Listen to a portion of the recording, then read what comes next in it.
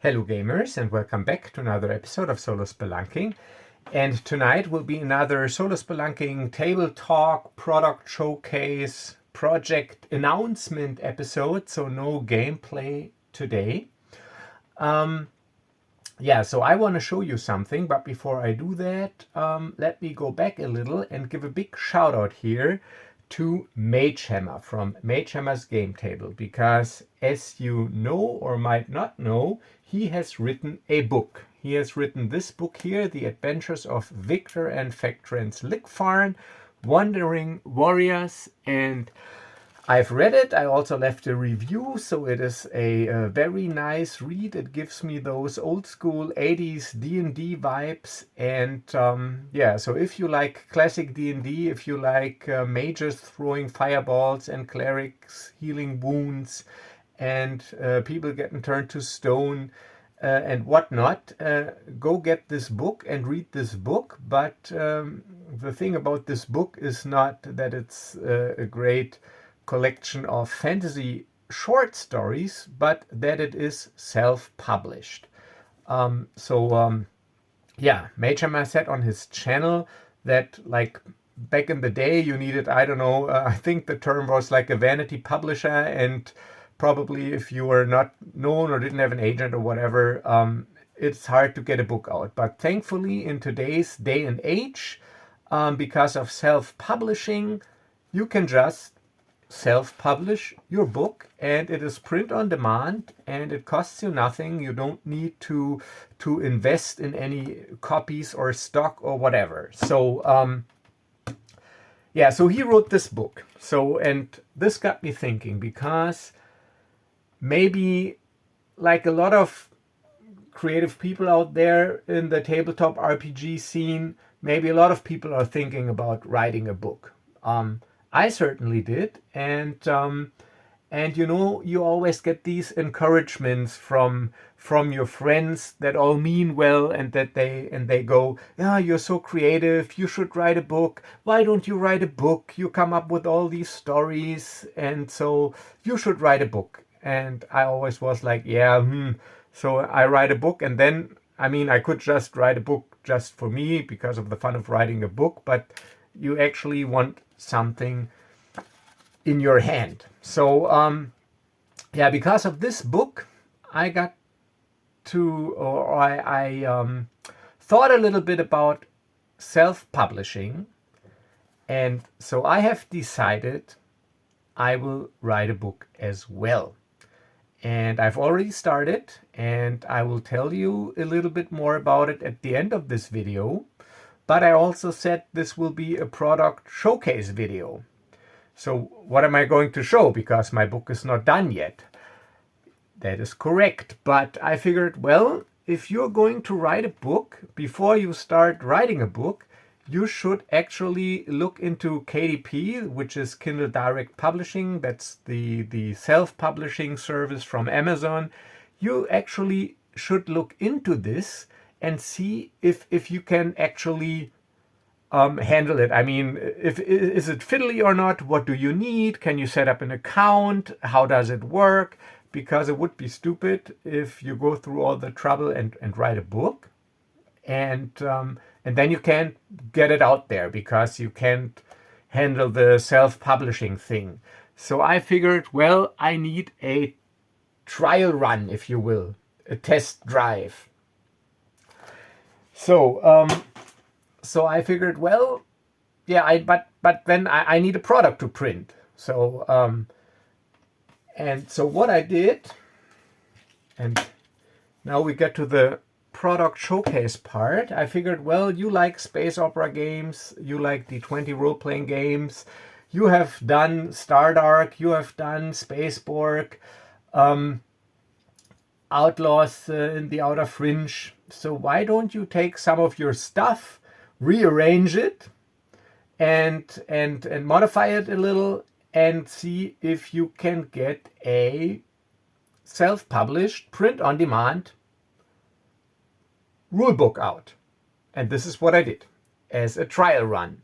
And this is what you see here in front of you. So this is the paperback version. And this is the very nice hardcover version. So you can see the cover is different because here I couldn't, the book back was too small for the text, so I needed to put it in the front. Here it is here, so that the cover is not obstructed. So as you can see, I got two versions out, and I tell you about this in a minute. A soft cover version. It's the same format, same game, same rules. This is just the paperback version, and this is the bound book or hardcover version.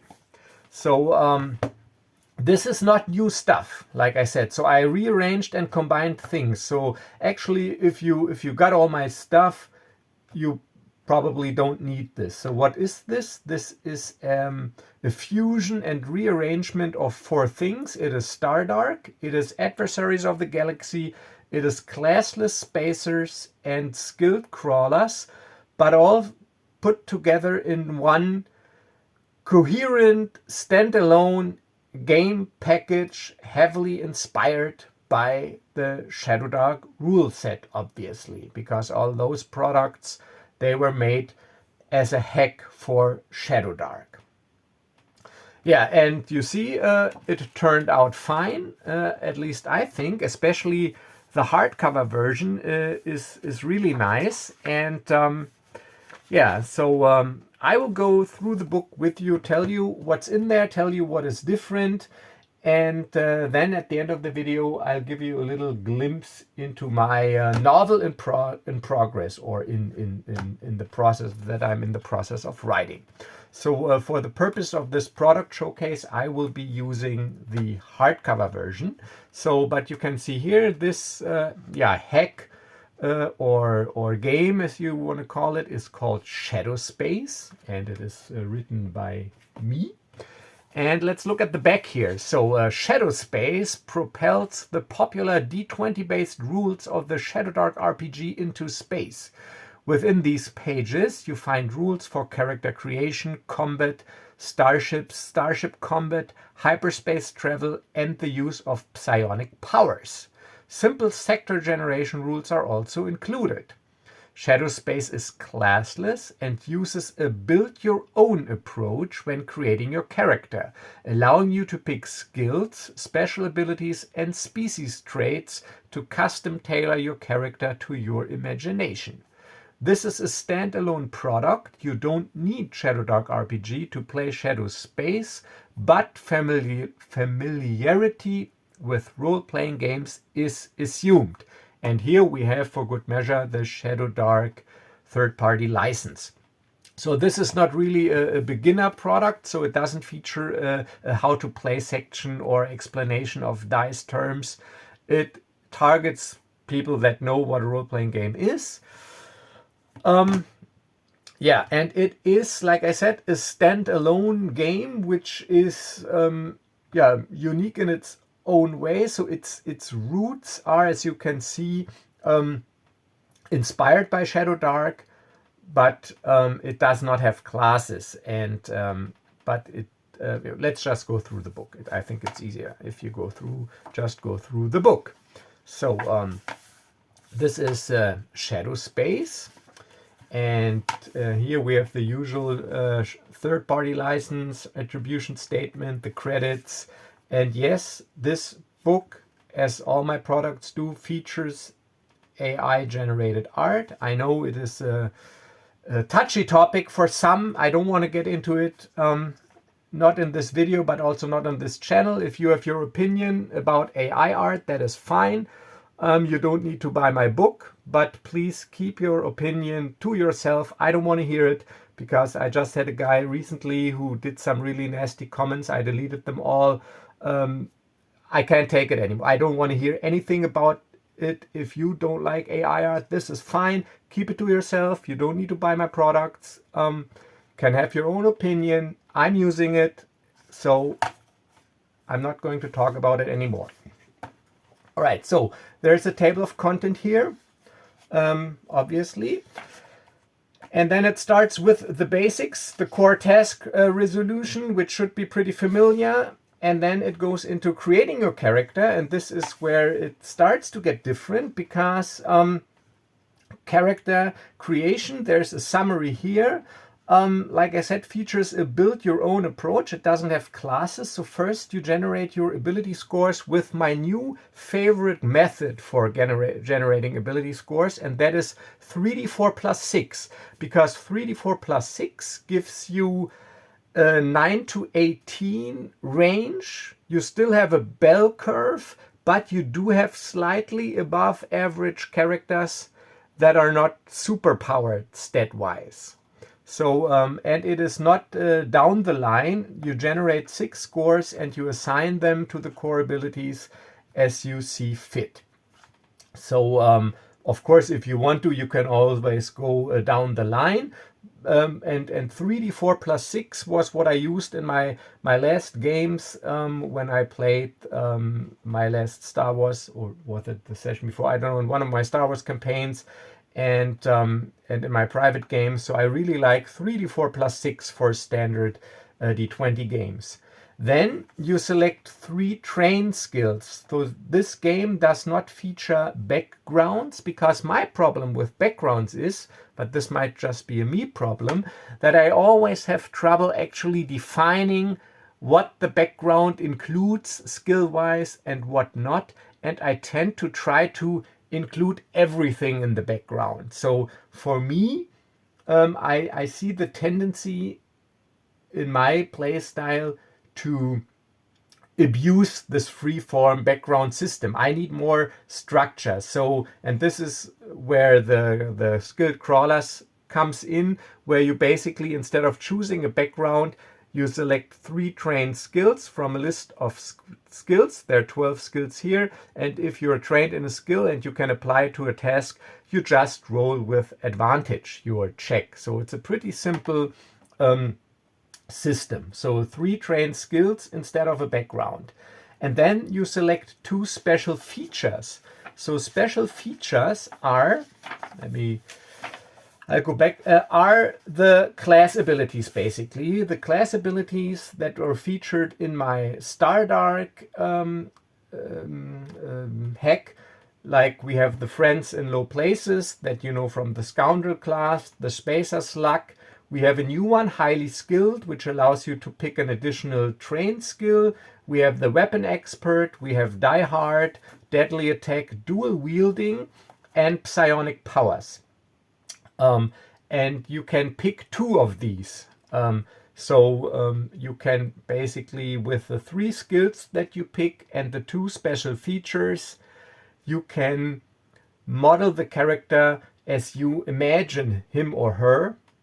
And if you want, like the classic skill monkey, you can take highly skilled twice and start with 5 trained skills, 5 out of the 12 total.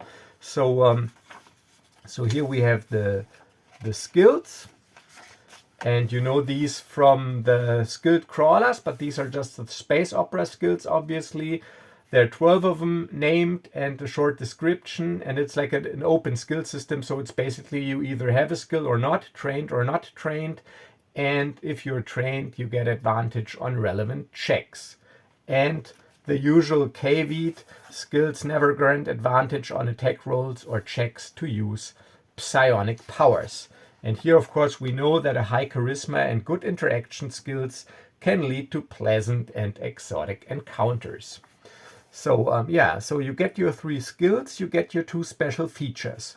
Then everybody starts with 8 plus con modifier hit points at first level, but when you level up, you only roll 1d6 and you do not add your ability modifier. So this is the Shadowdark influence here.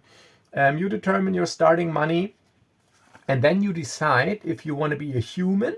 If you are a human, you start with a talented species trait, which is basically ambitious reworded, means you get 2 rolls on the talent table. And if you want to play an alien species, we have species traits, and you can choose one that basically more defines, that is like the defining trait of the species you have in mind. So there's no species catalog in here. And then finally you roll on the hero talents table to determine your starting talent or talents. So this is the summary. The rest of the chapter explains those things in detail, how you determine your armor class, and things like that. So we have the skills. I already covered that. We have the special features.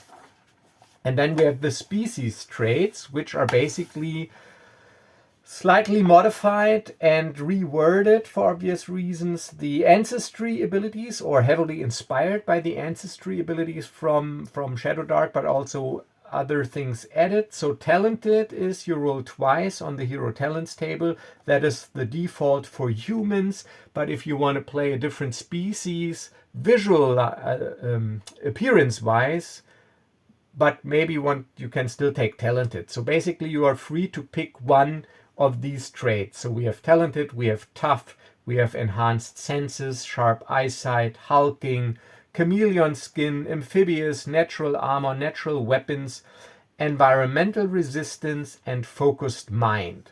Those are the species abilities, and they're easily expandable if you want to come up with your own. So with your species trait, your class features, and your skills, and the ability to arrange your stat scores as you see fit, you can basically custom tailor your character. But what you can't custom tailor, and this is the Shadowdark influence, is of course your talent. So this core mechanic obviously is very defining. So also here you have the talent table. So when you start, you roll 2d6 on this table, but you see it has a lot of entries. So this is the generic hero talents table, taking inspiration here from my classless heroes hack. And as usual, you get a talent at every odd level. And for leveling up, basically, I give you two options. Freeform milestone. So basically, the GM tells you when you reach a new level. And when you gain a level, you gain 1d6 additional hit points. And at every odd level, a roll on the talent table. And if you want to have a more structured approach, it is credits for XP. So you need your current level times 10 XP. And for every 1000 credits you earn, either as payment or loot, you gain 1 XP. And after you level up, your XP reset to 0 and you have to start collecting again. So this is from my basically carousing in the galaxy expansion, but I lowered the credit value a little. You can of course also adjust this amount depending on how fast or how slow you want to level. But if you want to have some sort of measurable value, you can use this credit thing here. All right, then the combat rules. So nothing new here. It uses my I-Go You-Go alternating initiative system by default. Then we have a section about weapons, armor, and gear and currency. So it uses the gear slot and encumbrance system from Shadowdark. So you either have 10 or equal to your strength ability score item slots. You can group smaller items. There's some items that are free to carry. We got the weapons table with the properties. I changed the beam sword a little. Instead of the rather vague unstoppable ability in the Stardark hack, I gave it armor piercing, which ignores the AC bonus, but only by light and medium armor, not by heavy armor, and the AC bonus provided by armor. But you will probably not encounter this weapon very often, as you can see by the cost and for obvious background reasons, depending on what kind of setting you set your space opera or what kind of space opera you play.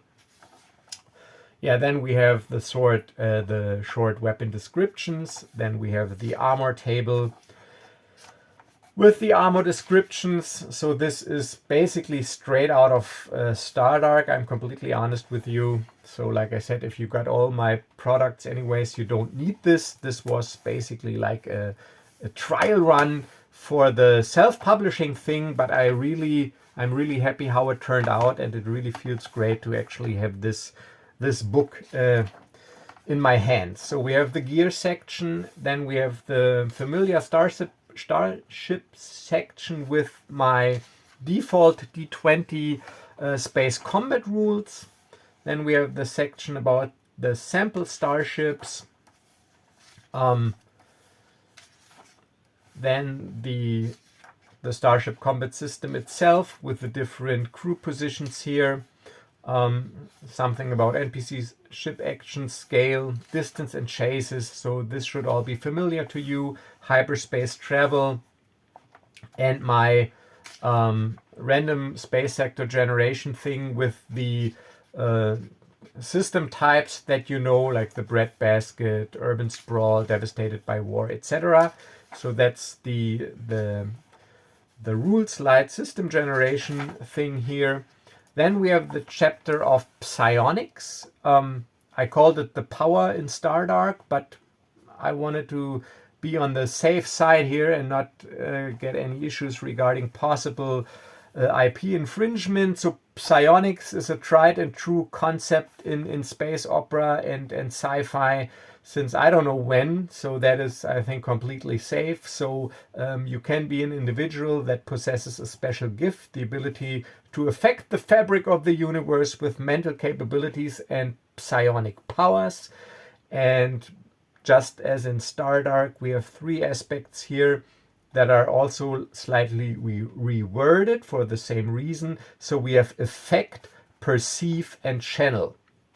But they use the same stats, and it is the same free-form system that you know from Stardark, where you determine a difficult level depending on the task or bonus you want to get. Then you make the check, and just like in Shadowdark, if you fail the check, you can't use this aspect of psionics again until you rest. And if you roll a critical failure, you can't roll any or use any aspects of psionics again until you have completed a rest. And here's some examples. Then we have 2 groups of wielders of psionic powers. We have mystic monks, and we have dark acolytes. And then we have the NPC section. And I'm completely honest with you, this is basically Adversaries of the Galaxy just merged. So if you got this, you already know what is in here. So we have the NPC gallery with the different NPCs. And this basically, concludes this little product showcase. So this was the trial run to see if I get KDP to work. So I did get it to work. I will put the links to this product in this video's description. I also make a community post, and should I release more stuff on KDP, of course, you will get notified. And and another thing, this is KDP print on demand only. So there won't be a PDF drive-through or digital release. So if you want to get this concise package, you can only get it on Amazon. But the good thing about Amazon is depending on where you live, and if there's an own Amazon infrastructure, you will probably get it without having to pay for shipping and really quick, because it is print on demand and it's always printed in print factories locally, to minimize travel time and shipping costs and whatever. So so you will definitely get it on Amazon.com, Amazon.de, and all the other large Amazon marketplaces. So this is Shadowspace, my first self-published D20 Shadowdark inspired space opera game. And if you want to pick it up, that's great. You will find the links in this video's description. And like I said, I'm really happy how it turned out, especially the hardcover version. It just feels nice in one's hand.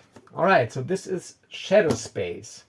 So, but I said this is like the preparation I've started to write. So the book will be called Sensitive Data. It is a space opera novel set in the outer fringe of an oppressed galaxy. And this will be the novel of my first season of my Adventures in the Keldor Sector campaign. Obviously, as you can see, generic space opera, so I will remove all possibly copyright infringing elements or in IP infringing elements. But the first season, actually, that is not a problem because it's basically an adventure that took place in the underworld of a seedy planet. So there's no problem in telling this story in book form. You see, I've already started writing, so I'm not starting from zero. And in my upcoming vacation, I will invest some serious time into continuing writing because I really enjoy it, and I can't wait to have a product or a creation of my own in my hands. So why am I telling you this? Also so that I am basically am obligated to finish it because I know that I've talked about it, so I can't as easily back out. So I think this is also a fail-safe mechanism to hopefully assure that I'm finishing this. But no guarantees. I might be halfway through and then I just go screw it. But at least at this moment, I'm pretty determined. And what was I about to say? I forgot. Oh yeah, and now I know. And this is basically like imagine the other way around. Usually they make movies out of books. So what I'm doing, I'm making a book out of videos, out of my played story. Of course, this makes things easier because I already know what happened. Obviously, for those of you who've watched the entire season, there won't be much of a surprise, but you also watch movies from books you have read, I suppose. So, and I mean, it is something else if you read it because you can go deeper into the characters. And to round out this video and to give you a small taste, I just want to read you the passage of the first meeting of Nash and Raya that took place basically in the first episode of my first season of this adventure. Yeah, so I will just read this to you. So here it goes, or as Lando said, here goes nothing. With her face hidden in the depth of the hood of her gray-black cloak, she just stood there and waited, her glowing blue eyes piercing through the night. The neon light of the run-down bars and establishments that lined the alley was reflected in puddles of oily water on the concrete sidewalk. It had just stopped raining. She waited. If her intel was correct, and it almost always was, he should be here shortly. With he, she meant Nash Duncan, a smuggler with quite a reputation, in certain circles at least. From what her sources had told her, he was quite the daredevil, a passionate gambler and hotshot pilot with an old tramp freighter, always short on cash, always eager to get hired for a job. And Raya was in the market for a pilot. Nash Duncan cursed under his breath. Goddamn weather, can't stay dry for a single night. The rain had soaked his heavy brown leather jacket. Thankfully, his black boots and black pants had stayed dry, at least somewhat. Up ahead, he saw the holographic logo of the casino he was headed to. It was time to get out of the cold and into the cozy cushion of a casino chair at a card game table. He had just finished that thought as a slender humanoid figure stepped out of the shadows ahead, blocking his path. The figure's facial features were hidden in the shadows of a hooded cloak, but Nash could make out two glowing blue eyes, their glow piercing the shadows of the hood, their gaze focused on him.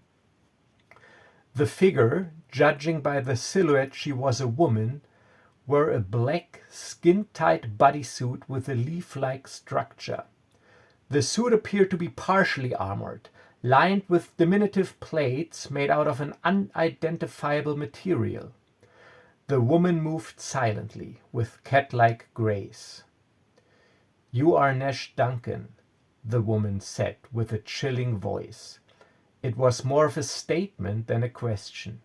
Instinctively, Nash's hand wandered towards the hilt of his blaster pistol nestled within easy reach in the quick-draw holster on his low-hanging gun belt.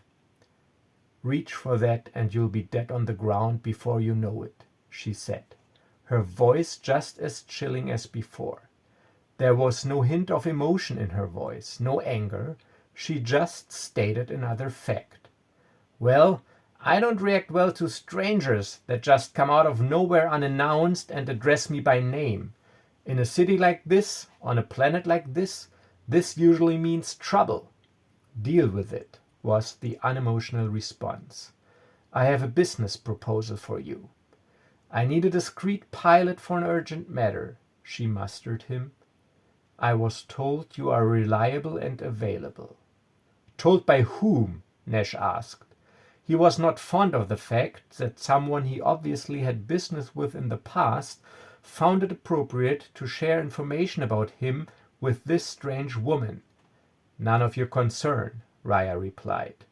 "You should be happy that someone was obviously satisfied with your services." "Ha! Oh, that does not surprise me."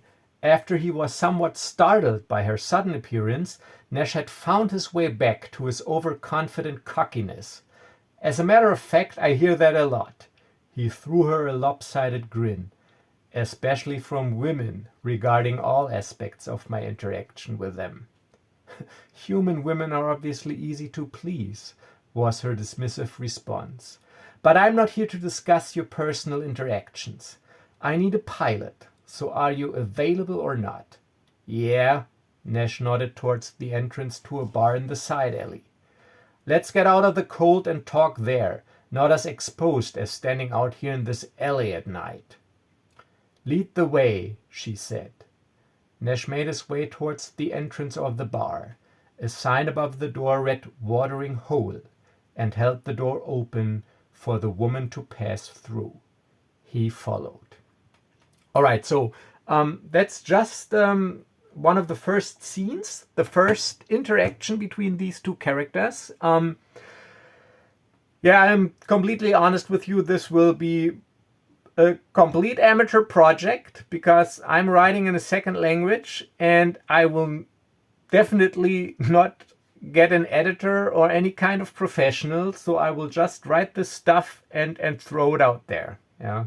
So yeah, that's it. So that's the project I'm working on right now that I'm enjoying and that I will continue now in my upcoming vacation starting this Saturday.